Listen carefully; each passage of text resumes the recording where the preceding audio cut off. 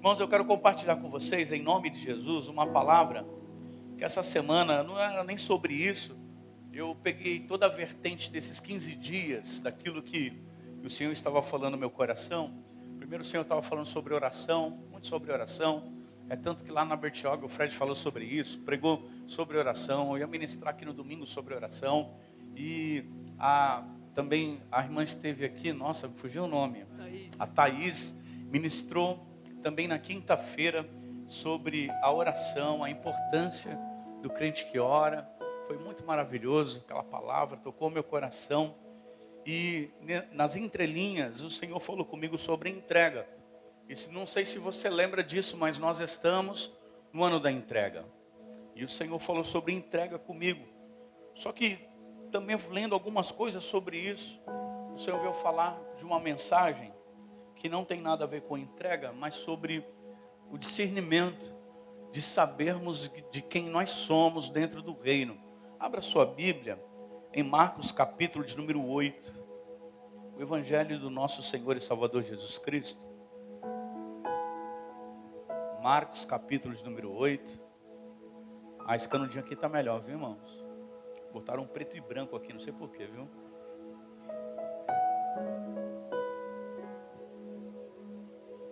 Marcos 8, a partir do versículo de número 14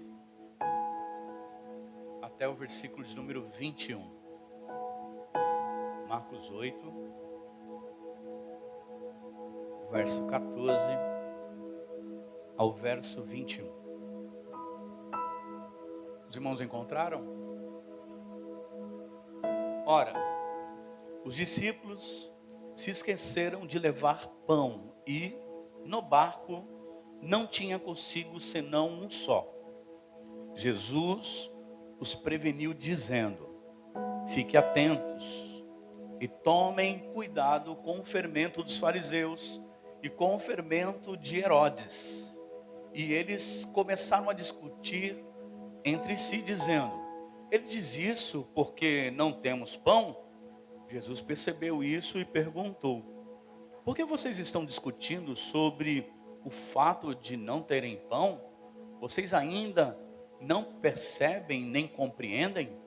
Têm o coração endurecido? Tendo olhos não veem, e tendo ouvidos não ouvem. Não se lembram de que quando parti os 5 pães para 5.000, quantos cestos cheios de pedaços vocês recolheram? Eles responderam: 12. E de que quando parti os 7 pães para 4.000, quantos cestos cheios de pedaços vocês recolheram? Responderam: 7. Ao que Jesus lhe disse: vocês ainda não compreendem? Feche seus olhos. Pai, em nome de Jesus, nós queremos te enaltecer na beleza da tua santidade, pelo aquilo que o Senhor é, pela grandeza das tuas mãos, do teu poder, mas queremos ouvir a tua voz mais uma vez. Que o Senhor fale à tua igreja, que possamos sair daqui, Senhor meu Deus, com esta palavra em nossos corações e praticá-la em nossas vidas a cada dia. Senhor, em nome de Jesus, abençoa os teus filhos, cativa as mentes daqueles que verão essa mensagem, Senhor, pelo YouTube, que eles sejam tocados também, Senhor meu Deus, pela tua graça, pelo teu poder e pela tua misericórdia. Faz assim no nosso meio, que eu te peço e te agradeço, em nome do Senhor. Amém. Glória a Deus. Bom, meus irmãos, Jesus, ele está ensinando os seus discípulos, ele já está no barco. Aconteceram alguns fatos anteriores a esse. Jesus, ele é indagado, ele é questionado por alguns religiosos, fariseus. E depois da multiplicação que ele assim oferece e faz dos pães e dos peixes, agora ele se encontra a sós num barco com os discípulos. A Bíblia diz que eles estão preocupados porque alguém percebeu que eles não carregavam pão, não havia alimento, só tinha um pão. Repita comigo: só havia um pão. E Jesus revela que o problema deles não é a falta de pão, não é o que comer. Nós sabemos que várias pessoas acompanham a Jesus, seguem a Cristo. Mas nesse dado momento aqui, o problema dos discípulos não era a falta de comida, porque houvera a multiplicação. Aconteceu lá atrás uma multiplicação. Então, aquele que poderia multiplicar mais uma vez, aquele que poderia fazer grandes coisas mais uma vez, estava ali dentro do barco. Repita comigo: Jesus está dentro do meu barco. Quantos acreditam nisso? Jesus está dentro do meu barco. Então, esse não era um grande problema, não era a falta de pão, mas a falta de discernimento, a falta de compreensão do momento e da situação ali que eles estavam vivenciando. A advertência de Jesus não é sobre a comida, mas é sobre as influências espirituais que possivelmente contaminam o coração e enfraquecem a fé. Então a preocupação não é com aquilo que pode alimentar o ventre, mas aquilo que pode trazer danos nocivos, até gerar morte espiritual, pela ausência da compreensão do que você está seguindo, qual o propósito e com quem você está andando.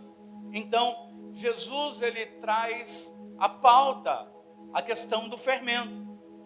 Ele fala, enquanto eles estão preocupados que só tem um pão no barco para alimentar eles, Jesus, ele fala, olha, cuidado, ele adverte, cuidado, guardai-vos do fermento dos fariseus e do fermento de Herodes. Isso me chamou a atenção. Eu falei, Espírito Santo, o que o Senhor quer nos revelar através desse versículo que se encontra em Marcos 8,15. Então, primeiro eu preciso saber qual o significado do fermento. Na cultura judaica, o fermento representa a contaminação, porque não é orgânico. Amém, igreja? Amém, meus irmãos?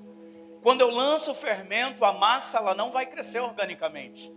Ela não vai se desenvolver, ou seja, ela precisa desse reagente químico que, entrando em contato com o oxigênio, vai dar crescimento.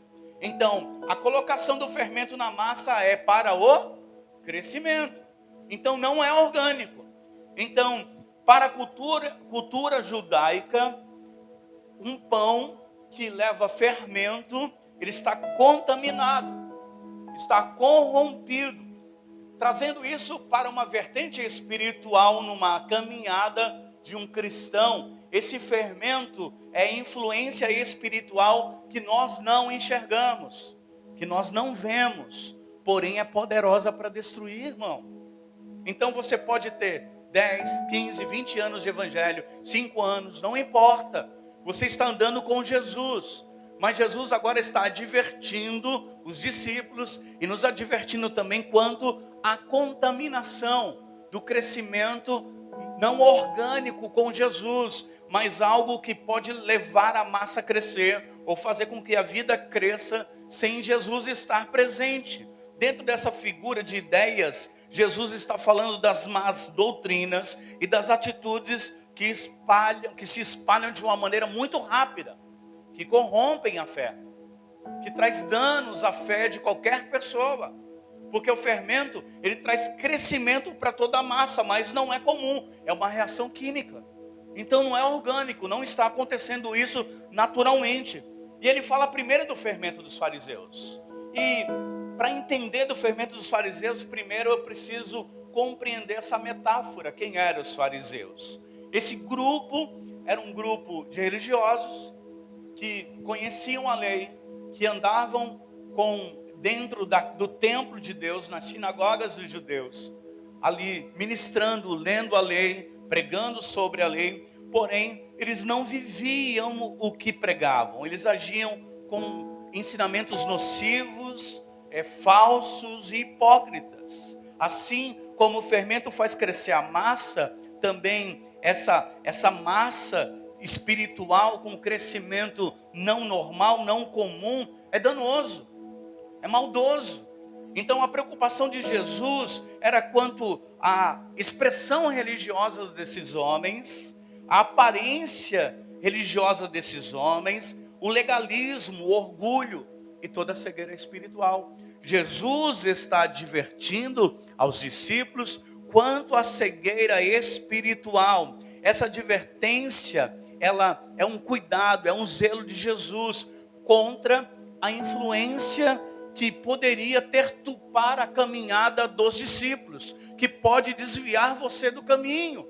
Você pode pegar vários conceitos de outros lugares, ensinamentos falsos e doutrinas que não estão baseadas nos princípios da palavra de Deus, e fazer com que isso faça que você cresça de uma maneira doente na presença do Senhor. Então Jesus está preocupado com um tipo de distorção de ensinamento.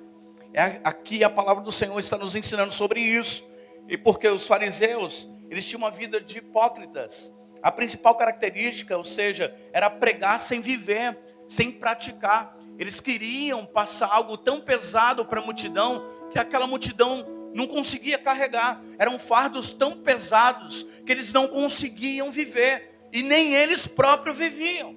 Então eles falavam de santidade, mas não viviam santidade. Eles falavam contra o pecado, mas viviam pecando. Eram pessoas hipócritas, que não eram verdadeiras, com falsos ensinamentos nocivos. Jesus usou o fermento para simbolizar os ensinamentos dos fariseus. Embora parecessem crescer e se espalhar com muita velocidade, eram prejudiciais e levavam à perdição. Então eles eram legalistas, orgulhosos. Eles batiam no peito dizendo que faziam parte desse grupo, dessa etnia, dessa vertente de estudiosos que conservavam a lei, que eram conservadores dessa lei. E isso é contagioso, igreja. Isso é muito contagioso. A hipocrisia, a falsidade, ela se espalha rapidamente, sendo contagiantes, como fermento dentro de uma massa. Então, o que eu preciso fazer é ter um coração coerente, autêntico em todo o tempo. Falar para mim mesmo: isso aqui eu não consigo fazer dessa forma, eu não sei fazer desse jeito, isso aqui está um pouco pesado para mim. Eu preciso viver com fé em Cristo, com sinceridade, e não apenas tentar cultivar uma aparência, que era que os fariseus faziam. Em resumo, a expressão é um aviso para que os fiéis em Cristo Jesus vigiem contra a hipocrisia, a falsidade, a falsa espiritualidade ou a falsa religião. Então, qual era a advertência de Jesus? Cuidado, não se preocupem com o estômago de vocês, com o ventre de vocês. Se preocupem com os falsos ensinamentos ou com os falsos ensinadores que trazem consigo uma determinada aparência boa até então. A sua fala é boa, a sua homilética é boa, expressam muito bem a palavra, mas são vazios, não buscam autenticidade, não são verdadeiros. Busque ser autêntico, irmão, busque ser verdadeiro.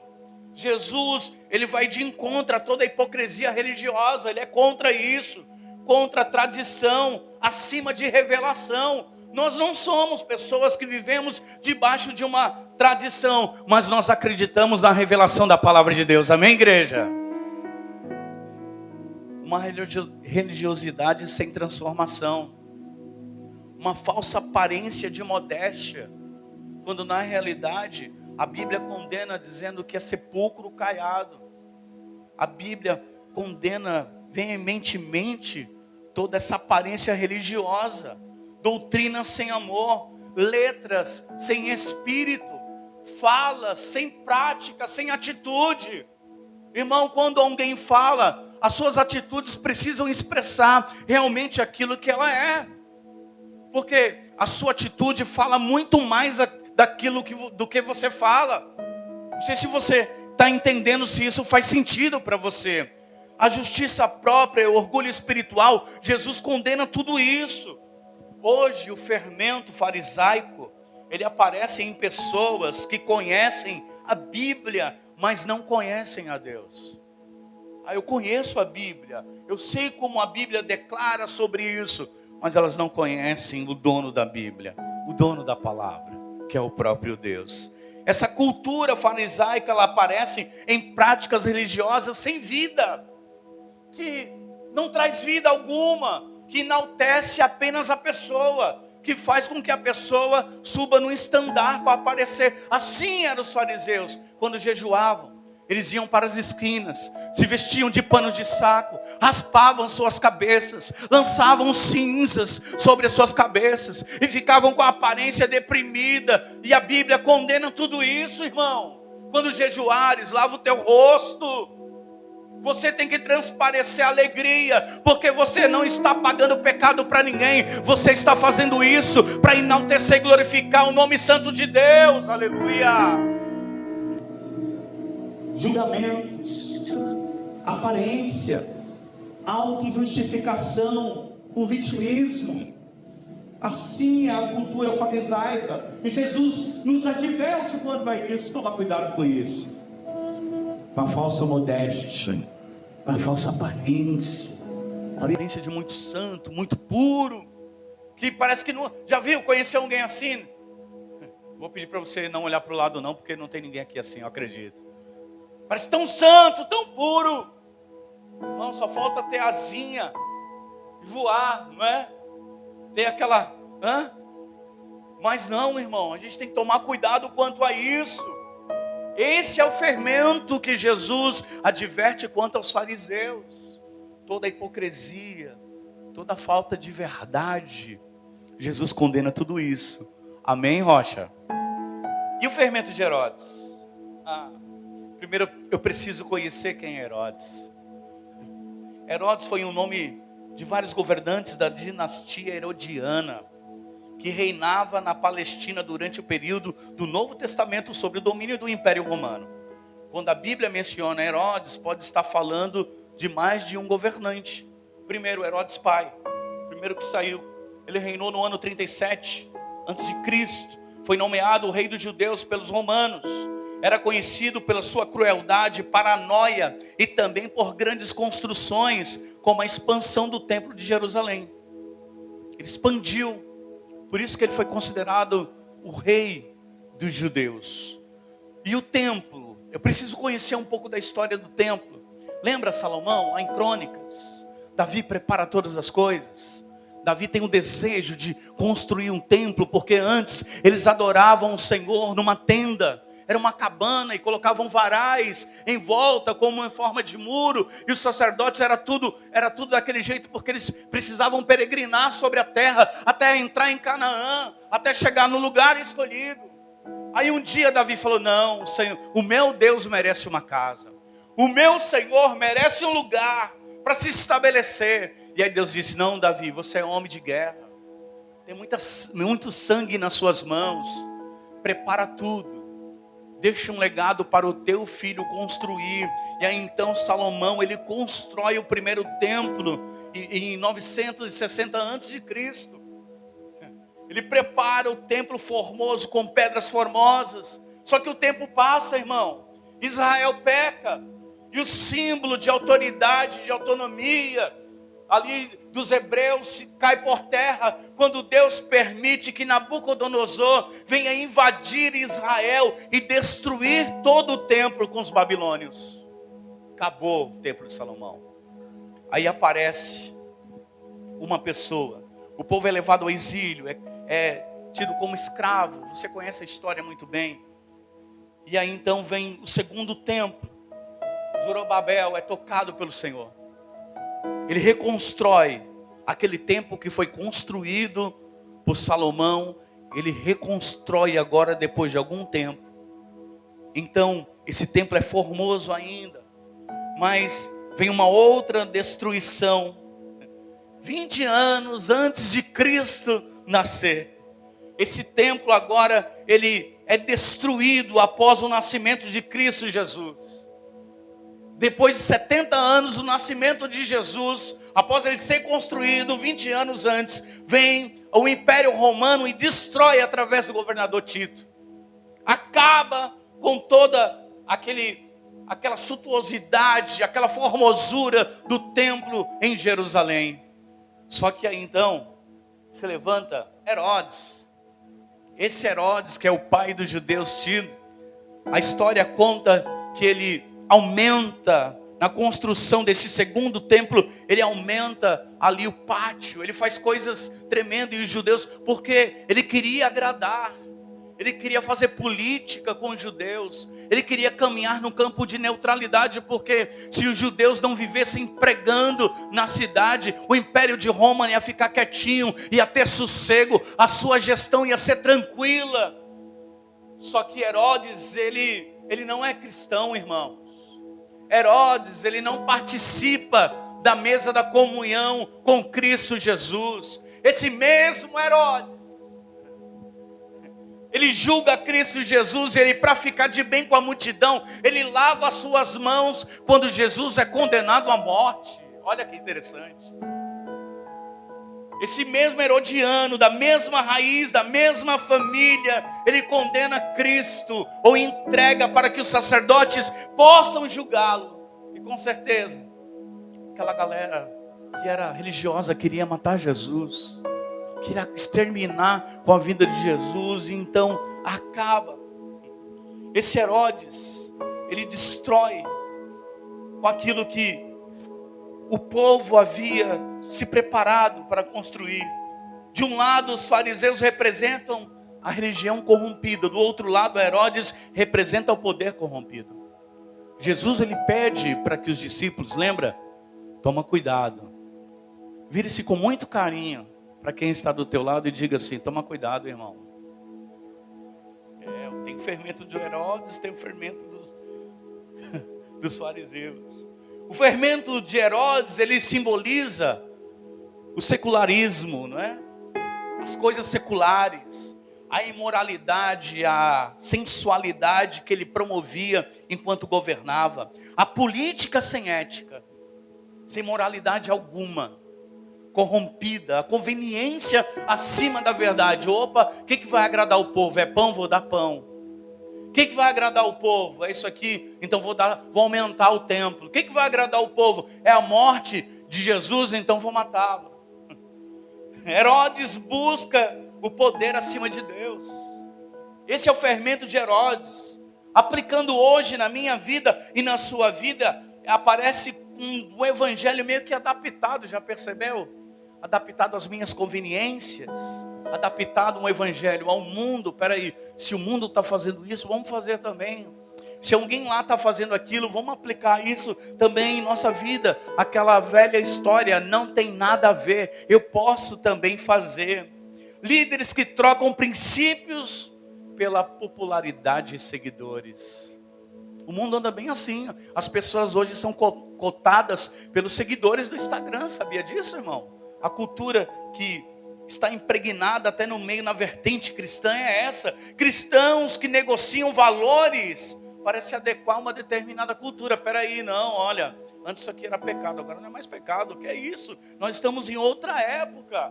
Nós vivemos, não, pecado é pecado, igreja. E pecado não é problema. Pecado precisa ser tratado como pecado. Então Jesus adverte, toma cuidado. Toma cuidado com o fermento dos fariseus. Toma cuidado com o fermento de Herodes. O poder do evangelho vem contra tudo isso. Contra esse fermento. Porque Jesus, ele confronta os discípulos. Vocês não estão entendendo ainda? Enquanto eu estou falando de reino, vocês estão procurando multiplicação. Essa fase nós já passamos. Esse nível nós já passamos. Nós não estamos aqui buscando dinheiro na igreja, não. Nós não estamos aqui buscando carro zero, não. Nós não estamos aqui buscando casa nova, não. Nós estamos aqui buscando Jesus e o reino de Deus. E que Ele venha sobre a sua vida. Que Ele venha sobre a minha vida. Aleluia. Porque Jesus adverte: buscai primeiro e a sua justiça, e as demais coisas serão acrescentadas. Apesar de terem visto milagres, eles ainda não confiavam. Essa é a verdade dos discípulos naquele momento. Um pão virou um alvoroço dentro do barco, irmão. Rapaz, esquecemos de pegar o pão. Só tem um pão, não deu tempo de passar na padaria, de comprar. Não vai dar o pão. Eles não confiavam ainda em Jesus. Mas Jesus queria que eles entendessem uma lição maior. Que o Senhor abra os teus olhos nessa noite em nome de Jesus. Que nesse momento da aflição que você está vivendo e passando, da forma que você chegou aqui, ei, Canela, Deus tem algo maior para a tua vida, Deus tem algo maior para a sua casa, Deus tem algo maior para a sua família, aleluia. Diga para quem está ao seu lado, não fique preocupado. Toma posse, meu irmão, não fica preocupado não. Se Cristo está no barco, o pão não será problema, a falta dele não será o problema. Eu quero repetir isso novamente para você gravar. Se Cristo está no barco, a falta do pão não será problema. É comum a gente chegar a essa época e ficar pensando, como eu vou receber aquela minha família em casa? Rapaz, as coisas estão tão apertadas. Você vai no mercado, você gastava X, agora gasta 3 vezes mais. E a roupa das crianças, e o sapato das crianças. Se você chegou aqui preocupado com isso, Jesus irá prover, como nós cantamos aqui, declaramos aqui. Ele é o Deus da provisão, Ele é o Senhor dos senhores, o Deus do ouro, o Deus da prata. Não se preocupe com isso. A mensagem do Evangelho nos liberta de toda aparência, hipocrisia religiosa, de todo vitimismo aparente. A mensagem do Evangelho te projeta além das influências corruptas deste mundo e inovadoras deste mundo. A mensagem do Evangelho nos chama a confiar no reino de Deus e não no sistema humano, não em estratégias humanas, não. Nós confiamos no Senhor, nós confiamos na sua bondade, nós confiamos na sua mão forte, nós confiamos no seu poder, aleluia. Eu não posso confiar num governo, irmão, nem A, nem B, nem C. Eu confio em Deus. Eu não posso confiar em crises nacionais e internacionais, não. A minha fé precisa estar em Cristo. Eu não posso confiar em autoridades terrenas, muito pelo contrário. A Bíblia me chama para servir elas, servir orando por toda autoridade e eminência, para que os nossos dias venham ser bons na terra. Isso é o que a Bíblia diz, meu irmão. E de repente você chega num culto como esse, preocupado com o dia de amanhã, com o que você vai fazer, da maneira que você vai agir, como você vai administrar. As coisas não estão fluindo da forma como você imaginou que iria fluir. Meu irmão, Deus está na frente de todas as coisas. O Senhor é contigo e já deu prova disso dias atrás, meses atrás, anos atrás, décadas atrás, aleluia. É Jesus dando uma pedrada no nosso casco, na nossa cabeça, e dizendo assim: lembra quando eu fiz aquilo? Eu já multipliquei o pão na tua mesa, eu já abri porta de emprego para você, eu já te curei daquela enfermidade e posso te curar agora. Eu já fiz isso, eu já fiz aquilo, mas olha, porque você está apego ao pão. Irmão, não se apegue ao pão não, se apegue a Cristo. Não se apegue a nada que esse mundo possa oferecer. Então, olha, não é os fariseus, aqueles que têm aparência religiosa de santidade ao extremo. Não é Herodes, o governador, que tem domínio sobre todas as coisas. É Jesus, é reino, é Jesus, é reino, é Jesus, é reino.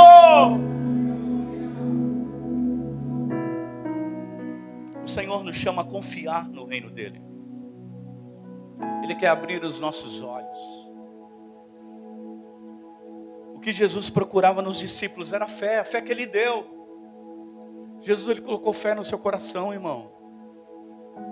É por isso que você está aqui, não adorando a imagens, não adorando a homens, não adorando a pessoas. Você está aqui, como o Rodrigo ministrou aqui, nós estamos aqui porque nós adoramos a Deus. Nós adoramos o Senhor. Jesus estava procurando fé nos discípulos. Nessa noite, Jesus está procurando onde está a tua fé, para romper, para rasgar esse ciclo maligno da tua vida. Você vai sair dessa em nome de Jesus. Eu declaro isso sobre você nessa noite. Você vai sair desse ciclo em nome de Jesus.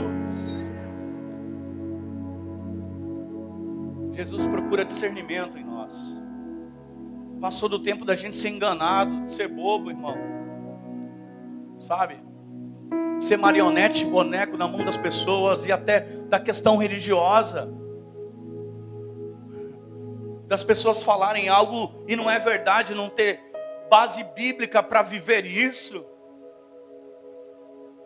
E a gente na contemplação, buscando agradar a um Deus vivo e verdadeiro que mora dentro de nós, a gente acha que é por mérito, que eu preciso sacrificar algo além daquilo que eu já faço para agradar a Deus. Não, o Senhor está buscando você em simplicidade e discernimento, para que você tenha discernimento para caminhar. Jesus está no barco, igreja, e a gente está preocupado com o pão.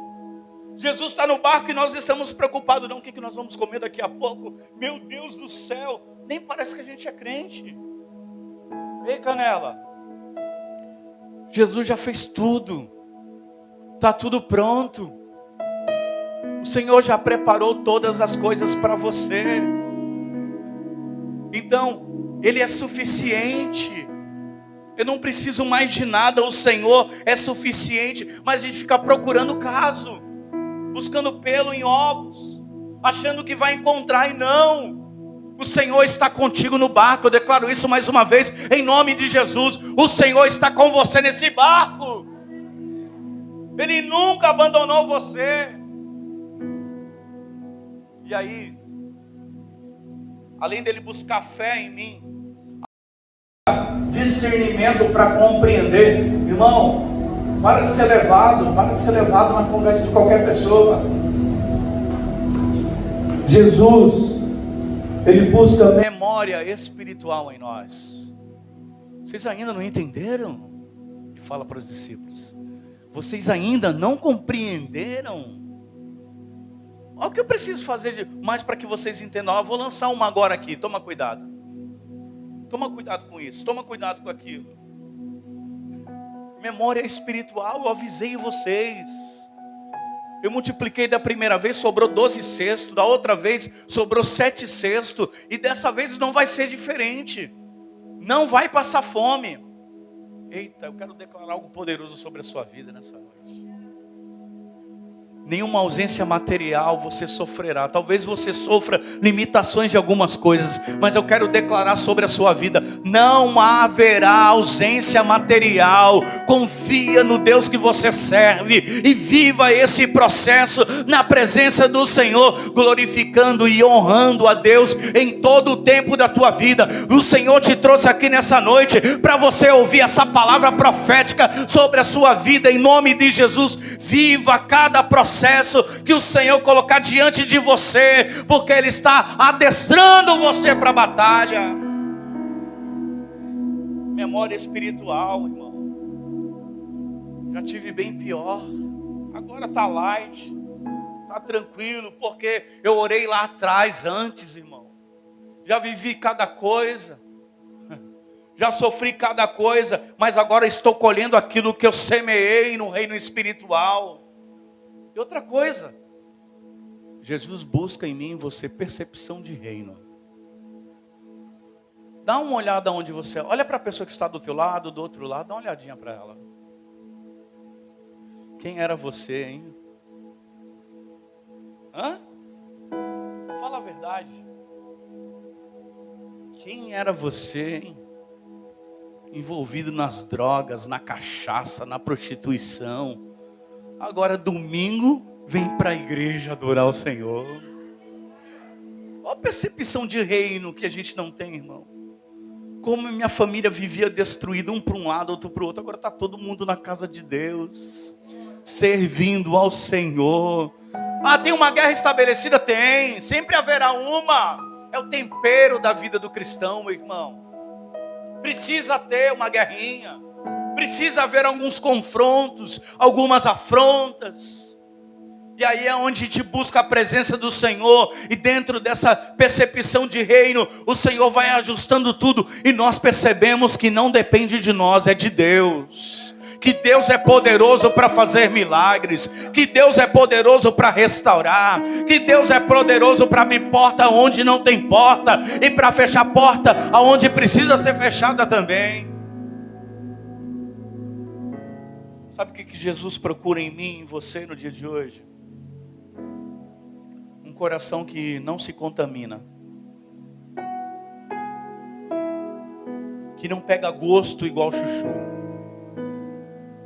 Esse é o alerta de Jesus para os discípulos. Não era o fato de andar, não era o fato de ver milagre, não era o fato apenas de viver uma espiritualidade, era o fato de não pegar gosto com o mundo, não pegar gosto com o murmurador, com o reclamão. Sempre vai ter alguém que vai falar, irmão. Vai falar de você, vai falar de mim. Mas ele procura o seu coração incontaminável. Uma fé firmada na verdade. Quando a minha fé é firmada na verdade, ela não se abala. Ela não se corrompe. Pode falar o que for, irmão. Eu sei para onde eu vou. Quem sabe para onde está indo? Quem sabe para onde está indo não se engana. Eu venho de Uber para a igreja. E o carro sempre pega, não sei se é por conta do trânsito, o aplicativo sempre pega um trajeto diferente. Chega aí lá pela Alameda das Tulipas e vem para cá, podendo vir por aqui. Só que quando chega aqui na Santos Dumont, se ele não virar para a direita, eu falo, opa, esse não é o caminho. Eu estou lá quase na rodoviária. Se ele não virar para a direita para vir para a igreja, eu falo, opa, tem alguma coisa de errado. Esse não é o caminho. Quem sabe para onde vai não se perde, irmão. Escreve isso. Quem sabe para onde está indo não se perde. A sua fé está firmada na verdade. E a verdade é Jesus. Uma vida centrada no Evangelho, ela é diferenciada. Porque ela não é influenciada pelas coisas do mundo. Uma vida centrada em Jesus é o que Ele procura de nós hoje. Pessoas que vivem no mundo como cidadãos comuns, pagando imposto, vivendo o que tem que viver, mas a minha vida hoje está centrada em Cristo. E eu não quebro a minha aliança. Essa aliança aqui, significa que eu sou comprometido. Estou casado com a pessoa mais linda desse mundo, viu, por sinal. Eu tenho uma aliança, primeiramente com Deus, e primeiramente com a minha esposa. E eu não posso quebrar essa aliança nunca. Porque o nosso relacionamento não é só baseado no amor e na paixão, que são duas coisas completamente diferentes. É na confiança. E eu preciso dar atestado de confiança sempre. Uma vida digna, reta, limpa, verdadeira. Alguém pode ter errado no passado? Sim, é natural. Mas colocar uma vida íntegra diante do Senhor e falar, Senhor, eu tenho uma aliança contigo. Eu tenho uma aliança com a minha esposa. Eu tenho uma aliança com a minha família. Não vale a pena quebrar a aliança que eu tenho com Deus. Não vale a pena quebrar a aliança que eu tenho com o Senhor. Alguém pode dizer que o casamento não é perfeito. Não é. Tem hora, irmão, que é difícil, viu? Tem hora que a gente se arranha, se pega. Se pega no bom sentido, viu, irmão? Tá bom? Um dia eu conto a história para vocês. Vou contar agora não, né? Tá gravando. Conto uma história para vocês. Mas uma vida centrada em Cristo é uma vida de aliança com Ele. Não é influenciada pelo mundo, pelas coisas dessa terra. Jesus ainda adverte a igreja no dia de hoje. Cuidado com o fermento. Cuidado com as influências, com o que andam falando para você. Cuidado com quem molda a sua fé. Quem que está moldando a tua fé? É a palavra? É o Espírito? Ou é o Espírito Santo de orelha? Não basta estar perto de Jesus. É preciso perceber Jesus no ambiente, irmão. Ele está aqui nessa noite. É preciso, é necessário perceber que Jesus está nesse lugar. Não basta apenas frequentar a igreja e continuar cego, sem ver, sem perceber, olhando para o pão. Ai, só tem um pão. E agora, como vai ser o meu Natal? Como será o meu ano novo? Como será a minha família em 2026, irmão? Entrega o teu caminho ao Senhor. Confia nele e Ele tudo fará. Aleluia. Confia em Deus. Confia no Senhor. Mas, se eu decido confiar em Cristo, logo os meus olhos são abertos. O Evangelho, ele é impactante. Esse Evangelho, ele transforma vidas comuns em vidas incríveis. Quantos acreditam nisso? Jesus quer transformar a tua vida numa vida de um improvável, comum, numa vida incrível. Eu creio nisso em nome do Senhor Jesus. Então, o problema dos discípulos não era a falta do pão, igreja. O que você veste, o que você come, passa, acaba, se desgasta. O que fica é princípios. Esses princípios, eles não podem ser removidos. O que faltava era a falta de percepção do ambiente. Olha onde Deus plantou a sua família. Olha onde Deus plantou você. Então o desafio do Espírito Santo te convida hoje para criar raiz. E se o Espírito Santo, você está sentindo, ele está te mandando, te ordenando criar raiz, é porque ele quer que você cresça de uma maneira saudável e não com fermento. De uma maneira saudável, espiritualmente dizendo. E se ele está pedindo para você crescer, é porque ele sabe que você tem fruto para dar, e frutos permanentes, e desses frutos você não desfrutará. É um legado para outras pessoas, é um legado para sua família, um legado para essa igreja, para essa comunidade, para essa cidade, para esse estado e para essa nação. Então levanta a sua mão que eu quero declarar sobre a sua vida. Se prepara, que hoje as tuas raízes vão se estender, e você vai crescer, e você vai dar fruto, a sua casa vai dar fruto, o seu ministério é frutífero. Aleluia. Ei, o perigo da igreja atual nunca será a perseguição externa. Nós não temos mais ninguém aqui no Brasil, na nossa cidade, perseguindo a igreja por enquanto. Há rumores, desde quando eu me converti, vão fechar a igreja, vão calar a igreja. Só rumores, irmão. Mas ainda não vi uma perseguição estabelecida externa. O maior perigo da igreja é a corrupção interna. É daquilo que eu ouço, daquilo que eu pratico, daquilo que eu vejo, daquilo que eu falo, que isso gera um fruto. Esse fruto é mau, é maligno. Então, não é a perseguição, é a corrupção interna do meu coração. A religião sem Cristo produz fariseus. Sabia? E fariseu gosta de aparecer, irmão. Ele gosta dos primeiros assentos, a Bíblia declara. A Bíblia diz que fariseu, ele quer ser notado aonde ele está. Ele não suporta ser uma pessoa anônima, apenas que serve a Cristo, que serve ao reino. Não, ele quer aparecer de qualquer forma. E a religião hoje, ela gera esse tipo, sabe, de cristão. Mas o poder de Jesus Cristo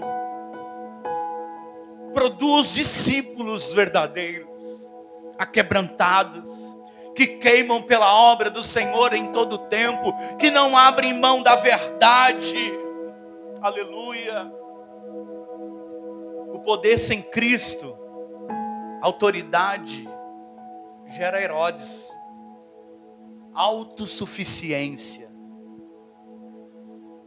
Quando você perceber que uma pessoa vai se isolando, pode ter certeza, autossuficiência. Não precisa de mais nada. Fermento de Herodes. Eu só preciso fazer politicagem. Tá bem com todo mundo. No campo da neutralidade. Entendeu?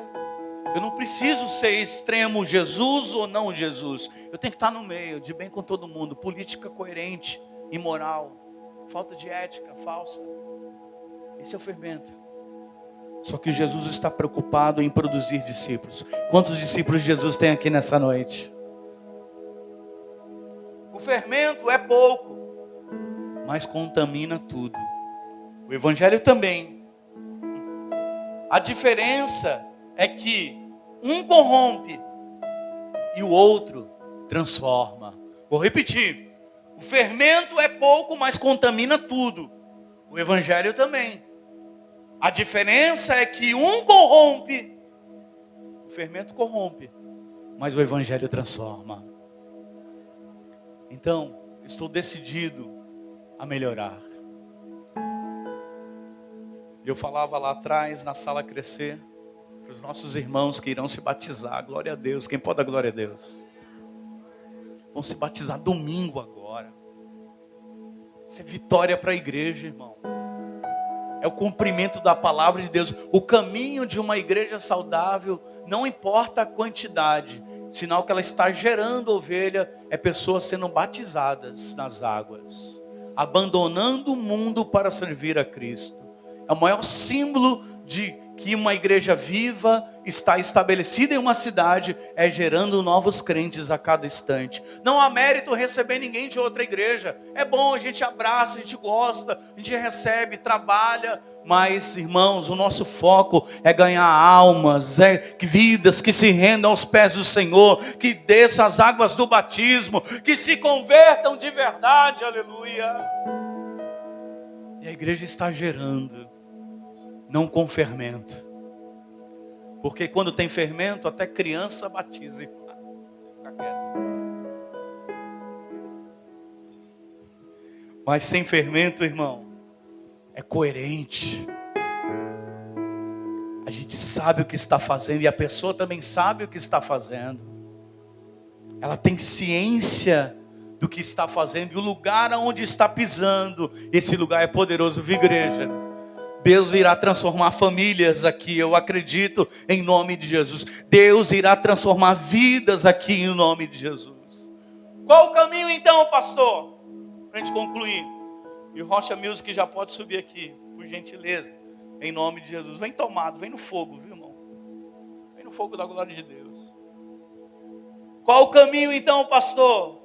É ter o discernimento correto daquilo que eu estou fazendo.